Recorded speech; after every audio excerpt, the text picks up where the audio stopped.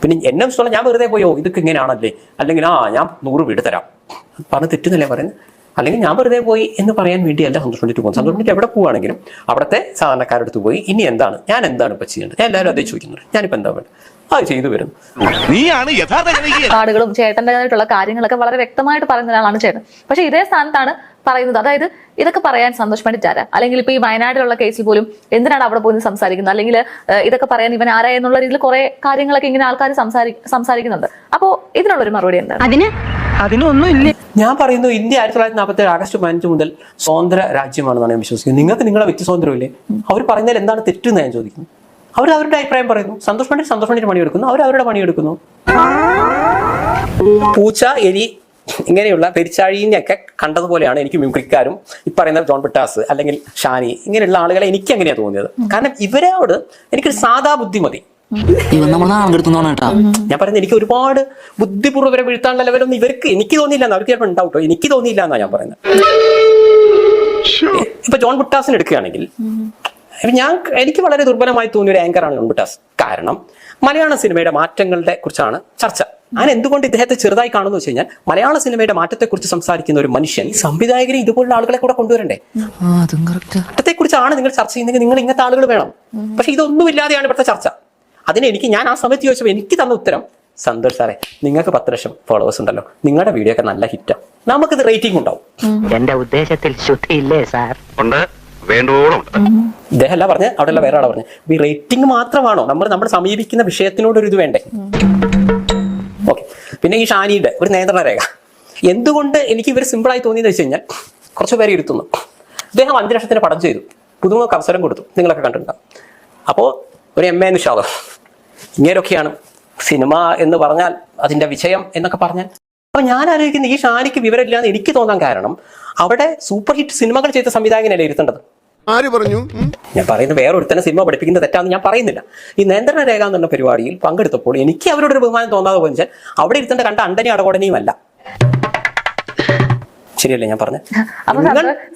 ഞാൻ പറയുന്നത് ഒരു സിനിമ എങ്ങനെ 100 ദിവസം ഓടിക്കാന്ന് ഒരുത്തൻ എന്നെ പഠിപ്പിച്ചു തരികയാണ്. മനസ്സിലാക്കണം. ആ മനുഷ്യന്റെ ഒരു സിനിമയെങ്കിലും വിജയിക്കണ്ടേ? തളരരുത് രാമൻകുട്ടി, തളരരുത്. കലാകാരനല്ലാത്തവരെ സമൂഹം അംഗീകരിക്കില്ല. നീ സമാധാനിക്ക്. വിജയിപ്പിക്കാൻ കഴിവുണ്ടോ എന്ന് അന്ന് ഞാൻ ചോദിച്ചു. വീണ്ടും എന്റെ അമ്മ പറഞ്ഞ ഇതിൽ നോക്കുകയാണെങ്കിൽ MA നിഷാദ് എന്ന് പറഞ്ഞ മനുഷ്യൻ അതിനുശേഷം സിനിമ എന്തോ ഒന്നും ചെയ്തു തോന്നുന്നു, എന്താ 8 നില പൊട്ടിയിട്ടുണ്ട്. ഇത്രയും വലിയ ഗതികെട്ടവൻ ഈ ലോകത്ത് വേറെ ആരെങ്കിലും ഉണ്ടാവും എന്റെ കർത്താവേ?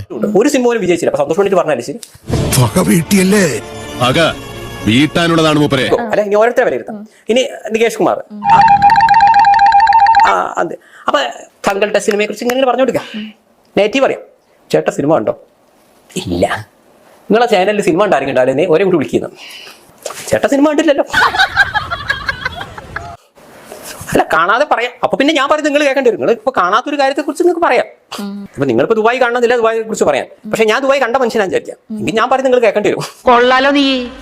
ചിലപ്പോൾ ഞാൻ കുറച്ച് തള്ളലോ എന്തെങ്കിലും ഒക്കെ ഉണ്ടാവും. ഞാൻ ചിലപ്പോൾ കളവായിരിക്കും പറയുന്നത്. പക്ഷെ നിങ്ങൾക്ക് അത് ആധികാരികമായി പറയണമെന്നുണ്ടെങ്കിൽ നിങ്ങളെ തെളിവ്, അല്ലെങ്കിൽ നിങ്ങളെ അതിനുള്ള തെളിവ് വേണം. അപ്പൊ നികേഷ് കുമാറായിട്ടും ഇവിടെയുള്ള പ്രയാസം എന്താണെന്ന് വെച്ച് കഴിഞ്ഞാൽ, എന്റെ ഓപ്പോസിറ്റ് ഡയറക്ഷനിൽ ഇരിക്കുന്നവർക്ക് ലേശ ഐക്യം ഉണ്ടെങ്കിൽ മാത്രമേ എനിക്ക് കുറച്ച് കഷ്ടപ്പാടിന്റെ അവസ്ഥയുള്ളൂ. സന്തോഷ് പണ്ഡിറ്റ് 13 കൊല്ലത്തിനിടയിൽ എത്രയോ ഇന്റർവ്യൂ കൊടുത്തിട്ടുണ്ട്. ഒരേ ഒരു ഇന്റർവ്യൂ മാത്രമാണ് ഞാൻ സ്ട്രഗിൾ ചെയ്തൊരു ഇന്റർവ്യൂ. എത്താന്നുണ്ട് നിങ്ങൾ ആലോചിക്കുന്നുള്ളത്. എനിക്ക് ഇന്റർവ്യൂ TG മോഹൻദാസ് സാറായിട്ടൊരു ഇന്റർവ്യൂ ഉണ്ടായിരുന്നു. ഷാനിന്റെ മുന്നിൽ ഇരിക്കുന്നോണോ, ബ്രോൺ പിട്ടാസിന്റെ മുന്നിൽ ഇരിക്കുന്ന, കേഷ് കുമാറിന്റെ മുന്നിൽ ഇരിക്കുന്നോണല്ല, TG മോഹൻദാസിനെ പോലെ വിവരമുള്ള ഒരാളെ മുന്നിൽ ഇരിക്കുന്നത്. അത് പിന്നെ ആ ലെവലുള്ള ഒരാളെ കിട്ടുമ്പോഴാണ് സന്തോഷം പണ്ഡിറ്റ് സ്ട്രഗിൾ ചെയ്യുന്നുള്ളൂ. അല്ലാണ്ട് ഈ കണ്ട അവിടെയും ഇവിടെയും കിടക്കുന്ന ഓരോരുത്തരെ പറയുമ്പോൾ എനിക്ക് കുറച്ചുകൂടെ ഈസിയാണ്. അപ്പൊ ഞാൻ നിങ്ങളെ ഇന്റർവ്യൂ വരുമ്പോഴും ഞാൻ നിങ്ങളെന്ന വ്യക്തിയെ ഒറ്റ നോട്ടത്തിന് പഠിക്കുന്നു. പിന്നെ എന്തോ കുത്തി പറയുന്ന പോലെ എനിക്ക് ഫീൽ ചെയ്യുന്നുണ്ട് കേട്ടോ. എന്താണെന്ന് ഞാൻ എപ്പോഴും ഐക്യമുള്ളവരെ, കുറച്ച് വിദ്യാഭ്യാസമുള്ളവരെ പേടിക്കുന്നു. TG മോഹൻദാസ് സാർ അല്ലാത്ത ഒരു ഇന്റർവ്യൂ ഞാൻ സ്ട്രഗിൾ ചെയ്തിട്ടില്ല. ഒരേ ഒരു ഇന്റർവ്യൂ ഞാൻ സ്ട്രഗിൾ ചെയ്തിട്ടുള്ളൂ. അദ്ദേഹം ഈ ചോദ്യം ചോദിക്കലേ ഞാൻ മനസ്സിലോട് പ്രാർത്ഥിച്ചിട്ടുണ്ട്. ഭാഗ്യത്തിന് ഒരു മണിക്കൂറിൽ അദ്ദേഹം ഓക്കെ സന്തോഷ് എന്ന് പറഞ്ഞ് ഞാൻ രക്ഷപ്പെട്ടതാണ്. അത് ഞാൻ പറയുന്നത്, ഇനിയെങ്കിലും ചാനലുകാർ സന്തോഷ് പണ്ഡിറ്റിന്റെ ചാനൽ എന്നല്ല, ഓൺലൈൻ ചാനൽ ആണെങ്കിലും സന്തോഷ് പണ്ഡിറ്റ് ആണ് വരുന്നതെങ്കിൽ കണ്ട അണ്ടനെ അടകോടനെയും കൊണ്ടുവരാത്ത ലേശം ഭയങ്കര വിദ്യാഭ്യാസം ഞാൻ പറയുന്നില്ല കേട്ടോ. അവരെ തെരഞ്ഞെടുത്ത വിഷയത്തിലെങ്കിൽ ലേശം വിവരമുള്ള പലവരെയും കൊണ്ടുവന്നാൽ ചോറ് തന്നാവും അല്ല ഇപ്പൊ പറഞ്ഞൊരു കാര്യമുണ്ടല്ലോ, അതായത് ആ ഒരു പ്രോഗ്രാമിൽ ചെന്നിരുന്നപ്പോഴത്തേന് ഇവരോടൊക്കെ ചോദിച്ചു, സൂപ്പർ ഹിറ്റ് സിനിമകൾ വിജയിപ്പിച്ച അല്ലെങ്കിൽ സിനിമകളൊക്കെ സൂപ്പർ ഹിറ്റ് ആക്കിയ സംവിധായകരെ കൊണ്ട് ഇരുത്തിക്കൂടായിരുന്നോ ഈ അണ്ടനെ അടകോടനെയൊക്കെ എന്തിനാ കൊണ്ട് ഇരുത്തിയെന്നുള്ളത്? ആ പരിപാടി തന്നെയല്ല ചേട്ടൻ ഇരുന്നത്. അപ്പൊ ചേട്ടന്റെ എല്ലാ സിനിമകളും സൂപ്പർ ഹിറ്റ് ആണെന്നാണ് ചേട്ടൻ ഇപ്പൊ പറഞ്ഞത്. അപ്പൊ അവിടെ ഇരിക്കാനുള്ള യോഗ്യത ചേട്ടനുണ്ട്. വേണ്ടോ, നീ ചായ അടിച്ചാൽ മതി, നീ എന്നെ അടിക്കാൻ നിൽക്കണ്ട. അവരെന്നെ എങ്ങനെയാണ് സൂപ്പർ ഹിറ്റ് സിനിമ ഉണ്ടാക്കുക എന്ന് പഠിപ്പിച്ചു. Note the point. അവിടെ ഇരുത്തണം എന്നല്ല. എം എ നിഷാദിനെ പോലത്തെ മൂന്നാംകിട സംവിധായകർ ഇരിക്കുന്നതിൽ എനിക്കൊരു വിഷമമില്ല. ഇതല്ല അടുത്ത വിഷയം. അങ്ങനെയുള്ള ആളുകൾ ആ ലെവലിലെ മറുപടി പറയാവൂ. അതുകൊണ്ടാണ് അവർ തിരിച്ചു ചമ്പുന്നത്. ഇത് പുലി തന്നെ. നിങ്ങൾ കാര്യമായിട്ട് പറഞ്ഞപ്പോൾ ഞാൻ ചോദിച്ചു, ചേട്ടൻ ഇന്ന് വരെ ചെയ്ത് ഏതെങ്കിലും ഹിറ്റായി നോക്കിയാൽ അയാൾ ബാബാബി അടിച്ചു. ഇനി പറഞ്ഞിട്ട കാര്യം നമുക്ക് വേറെല്ലാം പറയാം.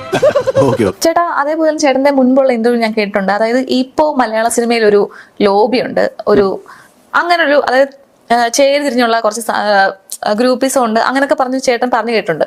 അത് അങ്ങനെ പറയാൻ എന്തായിരുന്നു കാരണം? ഈ സന്തോഷ് പണ്ഡിറ്റിന്റെ ഇന്റർവ്യൂ കാണുന്നതിന് മുമ്പ് ഇന്നേ വരെ നിങ്ങളോട് ഒരാളും ഇങ്ങനെ ഒരു കാര്യം പറഞ്ഞിട്ടേ ഇല്ല, നിങ്ങൾ അറിഞ്ഞിട്ടില്ല. ഇല്ല, ഞാൻ അങ്ങനെ കേട്ടിട്ടില്ല. ഞാൻ ആ ഒരു ഇന്റർവ്യൂലാണ് ആദ്യമായിട്ട് കേൾക്കുന്നത്. ഞാൻ പറഞ്ഞു, നിങ്ങൾ സമയം കിട്ടുമെങ്കിൽ അതിന് തൊട്ട് മുമ്പ് മറുനാടൻ മലയാളി എന്ന് പറഞ്ഞിട്ടൊരു ഓൺലൈൻ ചാനലുണ്ട്. അതില് ഷാജൻ സക്രിയ എന്ന് പറഞ്ഞ വ്യക്തി പുഴു എന്ന് പറയുന്ന സിനിമയുടെ ഡയറക്ടറുടെ ഭർത്താവുമായി ഒരു ഇന്റർവ്യൂ നടത്തിയിട്ടുണ്ട്. അത് കണ്ടിരുന്നു? അത് ആ ഒരു വിഷയം ഞാൻ കേട്ടിട്ടേ ഇല്ല എന്ന് പറഞ്ഞു. അതായത് ആ ഒരു ഇന്റർവ്യൂവിനെ പറ്റി കേട്ടിട്ടുണ്ട്. അപ്പൊ സന്തോഷ് പണ്ഡിറ്റിന് മുമ്പായിട്ട് മട്ടാഞ്ചേരി മാഫിയെ കുറിച്ച് വേറെ ആൾ പറഞ്ഞു എന്നല്ല അതിന്റെ അർത്ഥം. ഇല്ല, ഞാൻ നീ കിടന്നങ്ങനെ ഉരുളൊന്നും വേണ്ട. കേരള സംസ്ഥാനത്ത് ആദ്യമായി മലയാള സിനിമയിൽ ഒരു ചെരിതിരിവുണ്ടെന്ന് നിങ്ങൾ ഇതുവരെ കേട്ടിട്ടില്ല എന്ന് നിങ്ങൾ പറഞ്ഞു. ഇപ്പൊ ഞാൻ ചോദിച്ചപ്പോൾ നിങ്ങൾ കേട്ടിട്ടുണ്ട്. അപ്പൊ അതിന് മുമ്പ് ഒരു ഇന്റർവ്യൂ വന്നിട്ടുണ്ട്. എനിക്ക് ഭയങ്കര കൺഫ്യൂഷനും ഓർമ്മക്കുറവും. ആ ഇന്റർവ്യൂയുടെ ഇല്ല, ഞാൻ ആ ഇന്റർവ്യൂ കണ്ടിട്ടില്ല. ഞാൻ ജസ്റ്റ് ആ ഇന്റർവ്യൂ, അങ്ങനെ ഒരു ഇന്റർവ്യൂ നടന്ന് ഞാൻ കേട്ടിട്ടുണ്ട്. അതൊന്നും കേട്ടിട്ടുണ്ടല്ലോ. അപ്പൊ സന്തോഷ് പണ്ഡിറ്റ് മുമ്പായിട്ട് ഏതോ ഒരാൾ ഈ കേരള സംസ്ഥാനത്ത് 3.5 കോടി ജനങ്ങൾ ഒരാൾ അങ്ങനെ പറഞ്ഞു എന്നല്ല അതിന്റെ അർത്ഥം. ആ ഇന്റർവ്യൂയുടെ ഒരു ഇതായിട്ടാണ് ഞാൻ പറഞ്ഞിരിക്കുന്നത്. എന്ന് പറഞ്ഞാൽ മഹേഷിന്റെ പ്രിയാരം എന്ന് പറഞ്ഞ സിനിമകൾ കണ്ടിട്ടുണ്ട് ഞാൻ വിചാരിക്കുന്നു. അപ്പൊ അതില് സൗബിന്റെ ക്യാരക്ടർ പറയുന്നുണ്ട്, ഈ ലാലേട്ടന്റെ എല്ലാ സിനിമകളിലും അദ്ദേഹം അഭിനയിക്കുമ്പോൾ ഇങ്ങനെ തമ്പുരാനായിട്ടും നായരൊക്കെ ആയിട്ടാണ് വരിക എന്നുള്ള രീതിയിൽ പറഞ്ഞിട്ടുണ്ട്. അദ്ദേഹം ചെയ്ത മുഴുവൻ സിനിമകളിലും അദ്ദേഹം സവർണ്ണൻ, അദ്ദേഹം ഞാൻ മനസ്സിലാക്കുന്ന അദ്ദേഹം ആദിവാസിയായിട്ട് വരെ അഭിനയിച്ചിട്ടുണ്ട്. എല്ലാ റോളും അദ്ദേഹം ചെയ്തിട്ടുണ്ട്. അപ്പോൾ അങ്ങനെ ചെയ്യുന്ന എന്തോ ഒരു മഹാഭാവമാണ് എന്നതാണ് ഇൻഡയറക്ട്ലി അവിടെ പറയുന്നത്. അതായത് സവർണ്ണനായി അഭിനയിക്കുക എന്ന് പറഞ്ഞാൽ എന്തോ ഒരു മഹാഭാവമാണ് എന്ന രീതിയിൽ പറയുന്നുണ്ട്. അപ്പൊ നിങ്ങൾക്ക് ചോദിക്കാത്തൊരു ക്യാരക്ടർ അല്ലേ പറയുന്നത്, വാട്ടവർ. ഞാൻ പറയുന്നു, ഒരു സ്ക്രിപ്റ്റ് റൈറ്ററുടെ ഒരു സിനിമയിലെ എക്സ് നടമതക്കാരനെ വില്ലനാക്കി. ഈ എക്സ് ചെയ്യുന്ന എല്ലാ സിനിമയിലും അങ്ങനെ തന്നെയാണെന്ന് നിങ്ങൾക്ക് തോന്നുകയാണെങ്കിൽ, ഇപ്പൊ സന്തോഷ് പണ്ഡിറ്റ് പറഞ്ഞതുപോലെ നിങ്ങൾ പറയണം, നമ്മളെ എക്സ് നടമതക്കാരെ വില്ലന്മാരാക്കിയാൽ ഞങ്ങൾ കാണുന്നില്ല, നിങ്ങളുടെ ഇഷ്ടമല്ലേ അങ്ങനെ അല്ലെ. ഒരുത്തന്നെ ഇവിടെ സിനിമ ചെയ്യാനുള്ള റൈറ്റ് ഉണ്ടെന്ന് പറഞ്ഞോട്ടെ, ആ സിനിമ കാണോ കാണേന്ന് തീരുമാനിക്കാനുള്ള റൈറ്റ് നിങ്ങൾക്കും ഉണ്ട്, ശരിയല്ലേ? കണ്ടിരിക്കണം നിങ്ങൾ വിചാരിക്കേണ്ട ആവശ്യമില്ല. നിങ്ങൾക്കും പറയാം. സന്തോഷ് പണ്ഡിറ്റ് ഒരു പെർസെപ്ഷനാണ് പറയുന്നത്, സവർണരെ അല്ലെങ്കിൽ കറുപ്പെടുത്ത വില്ലന്മാർ, ശബരിമലയ്ക്ക് പോകുന്നവരാണ് ഇവരെ വില്ലന്മാർ, വാട്ടവർ, അതൊക്കെ അവരെ പൈസയ്ക്ക് അവർ ഇഷ്ടം പോലെ ചെയ്യുന്നു. പക്ഷേ അത് കാണണോ കാണേന്ന് നിങ്ങൾക്കും തീരുമാനിക്കാം. ഇനിയിപ്പോ മട്ടാഞ്ചേരി മാഫിയല്ലേ, ഇല്ലെങ്കിൽ വേണ്ട. ഇവിടെ ആർക്കാണ് പ്രശ്നം? ഇയാള് ഭയങ്കര ഇപ്പൊ ഞാൻ പറയുന്നു, സിനിമയായിട്ട് കണ്ടാ മതിയല്ലോ. ഞാൻ പറയുന്നു അങ്ങനെ കണ്ടാൽ മതി. ഇനി ആർക്കെങ്കിലും പ്രയാസമുള്ളവരുണ്ടെങ്കിൽ ഇങ്ങനെ ചെയ്യാം. ഇപ്പൊ സന്തോഷ് പണ്ഡിറ്റ് ഈ ഒരു പെർസെപ്ഷനാണ് പറയുന്നത്. ഇതേപോലെ വേറെ ആൾക്ക് പറയാം, അങ്ങനെ നോക്കുകയാണെങ്കിൽ ഞങ്ങളെ മോശമാക്കി. ഞാൻ പറയുന്നത് നിങ്ങൾ കാണണ്ട. നിങ്ങൾ എന്തിനാണ് നിങ്ങളെ സമുദായത്തെ മോശമാക്കി കൂട്ടുന്ന സിനിമകൾ നിങ്ങൾ എന്തിനാ കാണണം? പക്ഷെ ഈ ചർച്ചകളിലേക്കൊക്കെ വരാനുള്ള ഒരു കാരണം എന്താണ്? ഇവിടെ ഒരു പ്രമുഖ സിനിമ എടുത്തു, പക്ഷെ ഇപ്പൊ ഇഡിയുടെ ഇതൊക്കെ വന്നു, അല്ല സെർച്ചിങ് വന്നു, 200 കോടി 250 കോടി എന്ന് പറഞ്ഞു. പക്ഷെ അന്വേഷിച്ച് വരുമ്പോൾ എന്താണ്, തിയേറ്ററിൽ 10 ആളേ ഉള്ളൂ.